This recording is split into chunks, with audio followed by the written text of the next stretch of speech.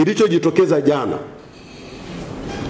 actually sio tishio la kiusalama wa mtandao wa Tanzania. Kilichotokea jana ni watu ambao akaunti zao zimeingiliwa na kuwekwa taarifa potofu. Sasa zile ni akaunti binafsi ambayo hata mimi ninayo, Savera nayo na mtu mwingine anayo, na sisi ndio tunaozioperate. Sasa ni lazima Watanzania tutofautishe.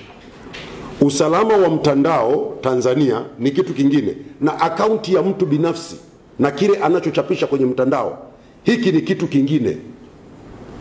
Muhimu ni kwamba baada ya kutokea yale tumechukua hatua. Sasa usalama wa mtandao wa Tanzania uko sawa sawa. Tulichokifanya tangu jana kwanza ni kufuatilia zile akaunti. Tunajua kuna akaunti ya Jeshi la Polisi, kuna akaunti ya TIC, kuna akaunti ya Airtel, kuna akaunti ya kuna waandishi wa habari, kuna yule Odemba wa Star TV, nimeona na akaunti zingine. Wahalifu wameingia huko, wamechapisha taarifa potofu zenye kuleta taharuki. Tunawatafuta na niwahakikishie tutawapata, kwa sababu kwa uwekezaji ambao serikali imeufanya TCRA pale, hakuna namna ambavyo tunaweza tusimpate mtu. Litakuwa swala la muda tu. Hatukukupata leo, tutakupata kesho, tutakupata kesho kutwa, tutakupata wiki ijayo. Kosa la jinai ni kosa la jinai tu.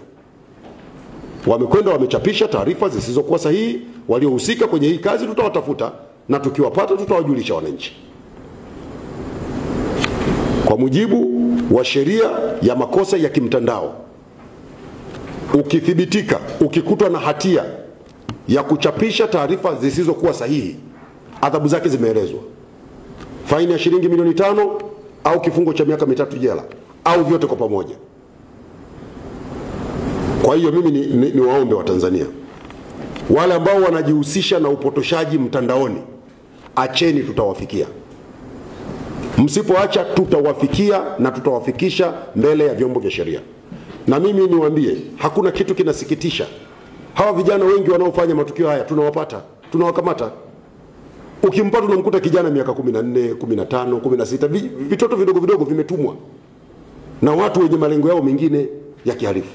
Sasa niwaombe vijana, na wengi sasa ni wanangu sasa, acheni kutumika kufanya uhalifu mtandaoni, kwa sababu mtafikiwa. Ukikamatwa kesi ni ya kwako wewe, anayekutuma hata kuwepo, utabaki peke yako. Na niwaombe wazazi, wakatazeni vijana kutumia vibaya mitandao. Tufanye matumizi sahihi ya mitandao. Tutumie mitandao kutengeneza biashara, vijana watumie mitandao kujifunza, kuwasiliana na kufanya mambo mengine ya maana na ya maendeleo ya kusaidia ustawi wa jamii, na sio kufanya uhalifu. Ukifanya uhalifu tutakutafuta, tutakupata, tutakukamata, tutakufikisha mbele ya vyombo vya sheria, utahukumiwa, utafungwa. Serikalini sasa hivi na vyombo vya dola tumechoka kuwa na vijana, wale vijana wadogo na wakuta pale vimekaa vinalia, mimi nilitumwa, nilikuwa sijui na nini. Acheni watoto, acheni vijana wangu, acheni kutumia mitandao vibaya. Wanao watuma kufanya hivyo wanawaponza.